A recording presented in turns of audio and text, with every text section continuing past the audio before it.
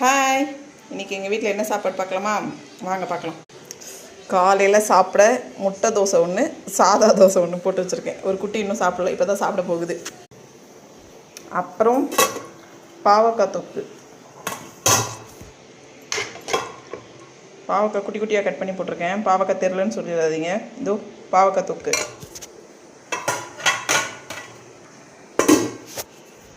அப்புறம் carrot, beans, முட்டைக்கோஸ் பொரியல், தேங்காய்லாம் துருப்பி போட்டு. அப்புறம் ஒயிட் ரைஸு. அவ்வளோதான். இது அப்படியே வச்சா சாப்பிட்டு வர மாட்டாங்க. பாவக்காய் தனியாக வரும். அப்புறம் நைட்டுக்கு அதை தூக்கி குப்பையில் மாட்டுக்கு தான் போடணும். அதனால் இந்த மாதிரி மிக்ஸ் பண்ணி வச்சுட்டா சாப்பிட்ருவாங்க. இதுதான் எங்கள் வீட்டில்.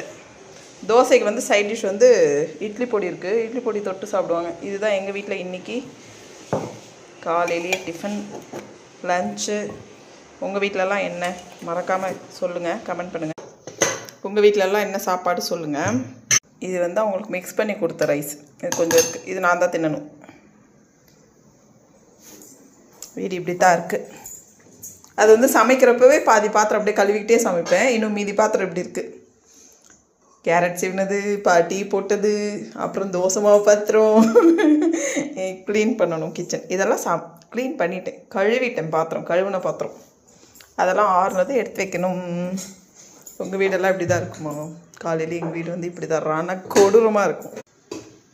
எங்கள் வீடு இப்படி தான் காலையிலேயே ரான கொடூரமாக இருக்கும். இதுக்கு மேலே தான் நான் சாப்பிடணும். சாப்பிட்டு வீடெல்லாம் பெருக்கிட்டு. இன்றைக்கி தான் எங்கள் ஊரில் வெயில் காயுது. வெயில் இருக்கு. எப்போ திருப்பி வெயில் போகும்னு தெரியல.